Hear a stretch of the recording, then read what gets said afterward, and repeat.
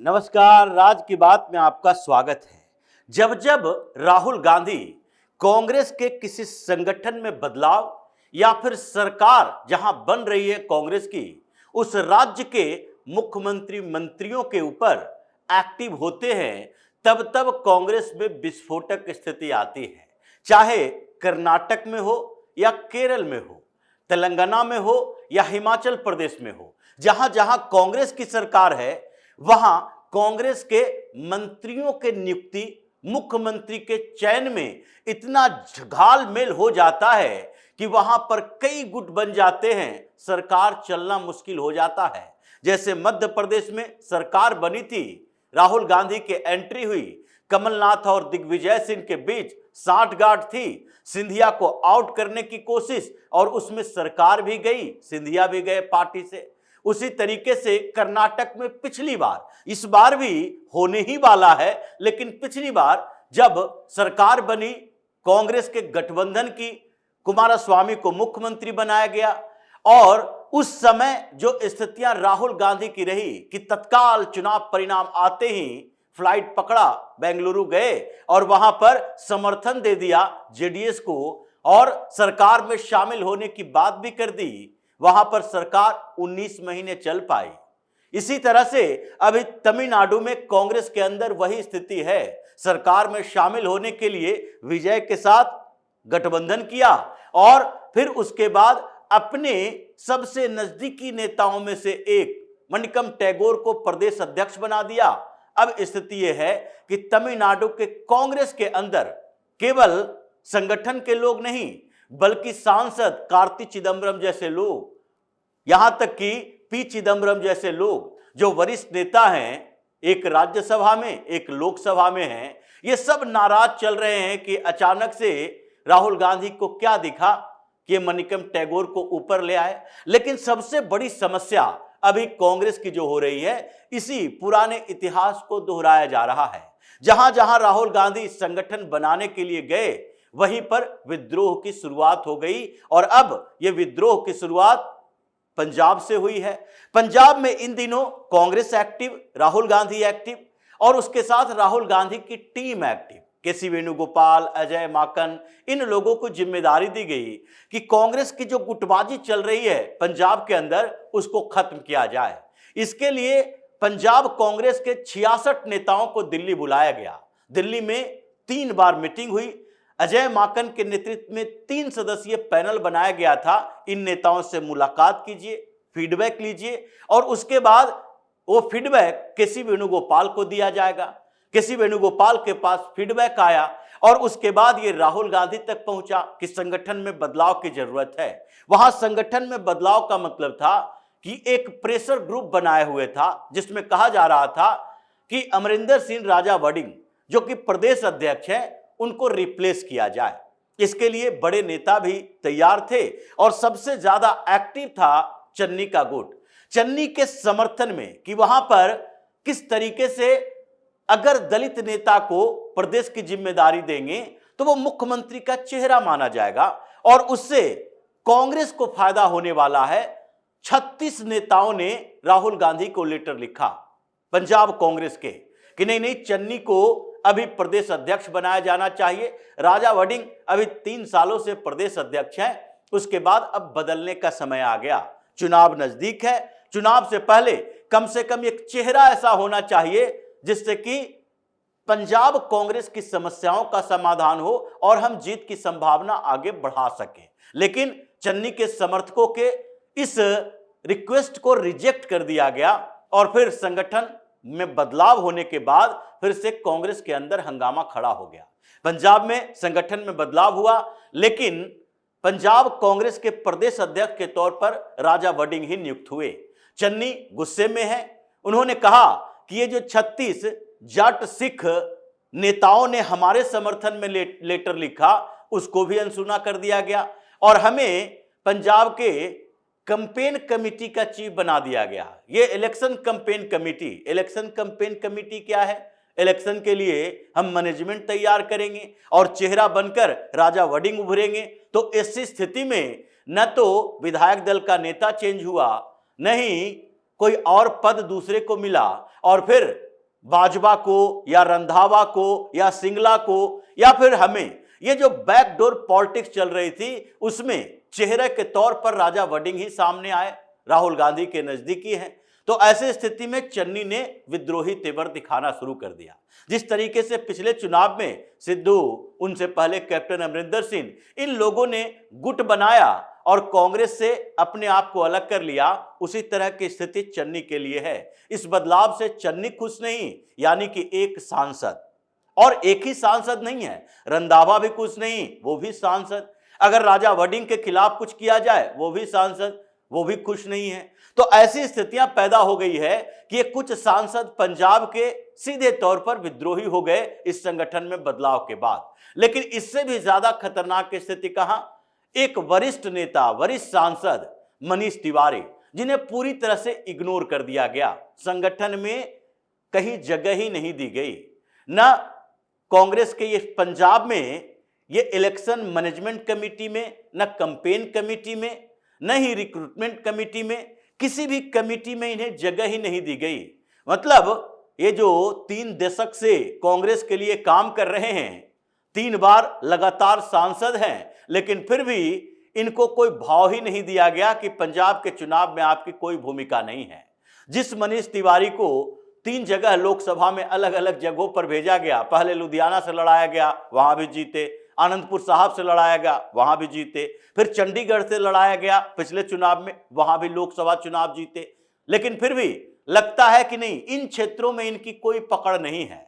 और चूंकि ये हिंदू नेता हैं, तो ऐसी स्थिति में पंजाब में इनको जगह दी ही नहीं जा सकती, सारे सरदारों को ऊपर के पोस्ट पर दिए जा सकते हैं। तो ऐसी स्थितियों में कांग्रेस में विद्रोह की संभावना बढ़ी। मनीष तिवारी ने सीधे तौर पर राहुल गांधी से बगावत कर दी कि 45 सालों से कांग्रेस के साथ हम जुड़े हैं, हमने भी कांग्रेस को दिया, कांग्रेस ने भी हमें दिया। चूंकि ये यूथ कांग्रेस के प्रेसिडेंट भी रह चुके हैं, एनएसयूआई के प्रेसिडेंट भी रह चुके हैं, इनका राजनीतिक कैरियर लंबा, इनके पिताजी भी कांग्रेस में ही थे। तो ऐसी स्थिति में इन्होंने कहा 35 साल में हम दोनों ने एक दूसरे को दिया, लेकिन आज वो स्थिति आ गई है कि हमें अब कोई फैसला लेना पड़ेगा, क्योंकि इग्नोरेंस ज्यादा बर्दाश्त नहीं किया जा सकता। पिछले चुनाव के दौरान जब पंजाब में विधानसभा का चुनाव था, उस समय स्टार प्रचारक की जो लिस्ट आई थी, उससे भी मनीष तिवारी को बाहर कर दिया गया था।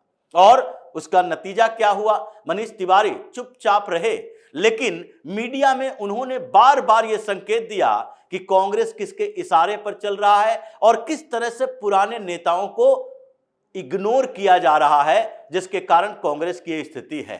उनके बगावती तेवर, अमरिंदर सिंह के बगावत, सिद्धू के बगावत, पिछले बार क्या स्थिति रही, विधानसभा चुनाव में कांग्रेस का सुपड़ा साफ हो गया, जबकि उससे पहले सरकार में थी, आम आदमी पार्टी उभरकर सामने आ गई। अब यह स्थिति फिर से सामने आती दिखाई पड़ रही है पंजाब कांग्रेस में, क्योंकि 36 नेताओं के साथ चन्नी बगावती तेवर में है।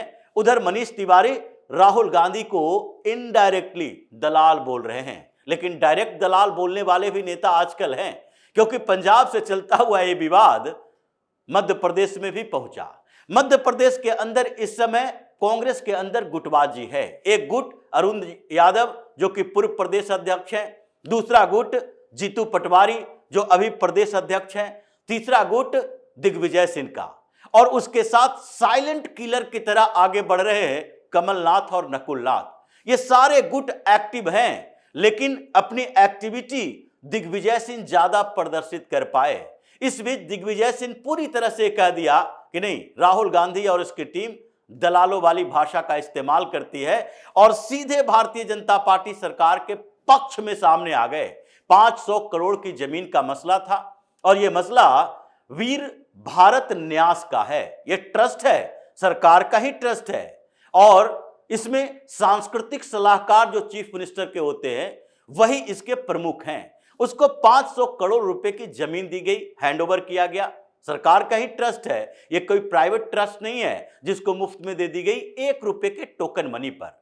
और इसी समय जीतू पटवारी दिल्ली आए, राहुल गांधी और उनकी टीम से मुलाकात हुई। उन्होंने मुद्दा उठाया कि 500 करोड़ की जमीन 1 रुपए में दे दी गई। अब 1 रुपए में दे दी गई तो किसे दी गई, ये उन्होंने नहीं बात की। उन्होंने मुख्यमंत्री के ऊपर सवाल उठाए। फिर दिग्विजय सिंह एक बार में ही विस्फोटक काम कर गए। उन्होंने इतने दिनों से जो कांग्रेस के आंतरिक कलह, आंतरिक स्थिति को देख रहे थे, उसी के आधार पर सीधे तौर पर जीतू पटवारी के खिलाफ आ गए और उन्होंने कह दिया कि दलाल किस्म के कुछ नेता इस तरह के मुद्दे उठाते हैं जो उनकी पार्टी को ही नुकसान कर सकता है। इन लोगों को समझ नहीं है, ये वीर भारत न्यास सरकार का ही है और ये केवल अभी ही नहीं है जबकि भारतीय जनता पार्टी की सरकार हो या उनके मुख्यमंत्री हो। इससे पहले जब कमलनाथ की सरकार थी तो उस समय भी इस संगठन के प्रमुख हुआ करते थे मुख्यमंत्री के सांस्कृतिक सचिव ही, मुख्यमंत्री भी इसके मेंबर हैं और कमलनाथ की सरकार के समय भी इसे दिया गया था, जमीन भी दी गई थी और डोनेशन भी दिए गए थे। इसलिए जीतू पटवारी को कुछ पता नहीं है और वो दलाली करने के लिए सामने आ जाते हैं छोटे मोटे आरोप लेकर, जिससे अपनी ही पार्टी की छवि खराब होती है। हंगामा इतना हुआ कि उसके बाद नेता प्रतिपक्ष मध्य प्रदेश में वो दिग्विजय सिंह के घर पर पहुंच गए। दूसरी तरफ राहुल गांधी को लेटर मैसेज किया जाने लगा कि राहुल गांधी को इंटरफेयर करना चाहिए क्योंकि दिग्विजय सिंह ने तो सारी सीमाओं का उल्लंघन किया है। दिग्विजय सिंह डटे हुए हैं क्योंकि उनको लग रहा है कि इस बीच में जो उनके साथ किया गया, यानी कि मध्य प्रदेश में एक राज्यसभा की सीट जिसे उन्हें दिया जाना चाहिए था, उनको रीनॉमिनेट करना चाहिए था, क्योंकि इसी तरह से एक कर्नाटक से मल्लिकार्जुन खड़गे को रीनॉमिनेट किया गया, फिर से कैंडिडेट बनाया गया, तो मध्य प्रदेश से उनको क्यों नहीं फिर से कैंडिडेट बनाया जा सकता था, जो राहुल गांधी ने अपने करीबियों में से एक महिला नेता मीनाक्षी नटराजन को दे दिया। हालांकि वो चुनाव नॉमिनेशन ही उसका कैंसिल हो गया, लेकिन चुनाव होता भी तो मीनाक्षी नटराजन जीत नहीं पाती क्योंकि वहां पर विद्रोह पहले से चल रहा था, दिग्विजय सिंह का खेल था। 10-12 विधायक तो ऐसे ही बागी हुए पड़े थे और उतनी संख्या कांग्रेस के पास थी नहीं। तो ऐसी स्थितियों में दिग्विजय सिंह ने बदला की शुरुआत कर दी। वो चाहते हैं कि या तो प्रदेश अध्यक्ष बदलो, संगठन में बदलाव करवाओ, उनके बेटे जयवर्धन को संगठन में कोई अच्छे पद पर रखो, नहीं तो फिर पूरी कांग्रेस को तोड़ के हम अलग चले जाएंगे। और इसीलिए मध्य प्रदेश में दिग्विजय सिंह ने सीधे राहुल गांधी के लिए अब यह शब्द का उपयोग किया है। पिछली बार जब कांग्रेस वर्किंग कमेटी की बैठक थी सीडब्ल्यूसी की, उस समय भी दिग्विजय सिंह ने ऐसा ही किया था। उन्होंने जाने से पहले एक ट्वीट किया और उसमें फोटो दिखाई प्रधानमंत्री मोदी की और भारतीय जनता पार्टी के कई बड़े नेताओं की और बताया कि संगठन कैसा होता है। देखिए, एक जमीन से जुड़ा हुआ व्यक्ति प्रधानमंत्री की कुर्सी पर बैठ सकता है जो जमीन पे बैठे हुए थे बड़े नेताओं के साथ। ऐसी स्थितियों के लिए कांग्रेस जिम्मेदार है क्योंकि यहां चापलूसों का गैंग चल रहा है। दिग्विजय सिंह पूरी तरह से बागी तेवर दिखा रहे हैं। उसी तरह से कमलनाथ पहले से ही साइलेंट किलर बने हुए हैं मध्य प्रदेश में। कमलनाथ या उनके बेटे नकुलनाथ जो पिछली बार सांसद थे, इस बार चुनाव जीत ही नहीं पाए, एक भी सीट मध्य प्रदेश में कांग्रेस को मिली नहीं लोकसभा के अंदर। इस पूरे परिवार ने अभी चुपचाप अपना संगठन देखना शुरू कर दिया है कि कितने नेता हमारे साथ हैं जो हमारे साथ बाहर जा सकते हैं, यानी कि बाहर जाने का मतलब ही है कि भारतीय जनता पार्टी के साथ जा सकते हैं। वहां कोई तीसरी पार्टी की औकात है नहीं, ये भारतीय जनता पार्टी वर्सेस कांग्रेस ही चलता है। तो मध्य प्रदेश में वही हाल चल रहा। राजस्थान की स्थिति और बुरी हो गई है। दिल्ली दरबार में अशोक गहलोत पहुंच गए और यहां आकर पायलट की शिकायत सोनिया गांधी से की, क्योंकि राहुल गांधी सुनते सुनते थक गए थे। राहुल गांधी से कुछ चेंज हो नहीं रहा था। लेकिन दूसरी तरफ पायलट के समर्थक सीधे राहुल गांधी को टारगेट करना शुरू कर दिया कि गांधी नेहरू परिवार अशोक गहलोत को समझाए, उन्हीं के इशारे पर यहां पर ये पायलट के खिलाफ बात कर रहे हैं। वहां भी पार्टी में विस्फोटक स्थिति। अलग अलग जगहों पर जो तरीके दिख रहे हैं उसमें ये लग रहा है अभी कांग्रेस के सांसदों की लिस्ट निकालें तो 13 ऐसे सांसद हैं, जैसे पंजाब से ही 4 सांसदों की बात हुई, उसी तरीके से शशि थरूर के गुट के 3-4 सांसद हैं। 13 सांसद ऐसे हैं जो कि अभी वोट देने के लिए मोदी की तरफ जा रहे हैं, यानी 2/3 बहुमत का आंकड़ा पूरा करने के लिए कांग्रेस के कुछ सांसदों का समर्थन भी मिल रहा है। 13 सांसद ऐसे हैं जो पीएम मोदी को वोट देंगे और इसलिए संसद के अंदर ये जो गुटबाजी चल रही है राहुल गांधी के खिलाफ, उनके डिक्टेटरशिप के खिलाफ, उसमें अब इस सत्र के दौरान ऐसा खेल होगा जिससे राहुल गांधी हल्ला हंगामा करने के लिए जो तैयारी कर रहे हैं संसद में, वो तैयारी इनकी अधूरी रहेगी। कांग्रेस के खिलाफ ही बातें होगी कि अब शरद पवार की पार्टी नहीं, उद्धव ठाकरे की नहीं, टीएमसी नहीं, बल्कि कांग्रेस के अंदर भी सांसदों में विस्फोट हो गया है, जिससे संसद के अंदर ही कांग्रेस के कुछ नेता यानी सांसद अब मोदी के गुट में शामिल हो रहे हैं। तो इसी तरह की खबरों के साथ फिर से हाजिर होंगे, तब तक के लिए बने रहिए हमारे साथ और देते रहिए हमें सहयोग, ताकि इसी तरह की खबर हम आपके लाते रहें। धन्यवाद।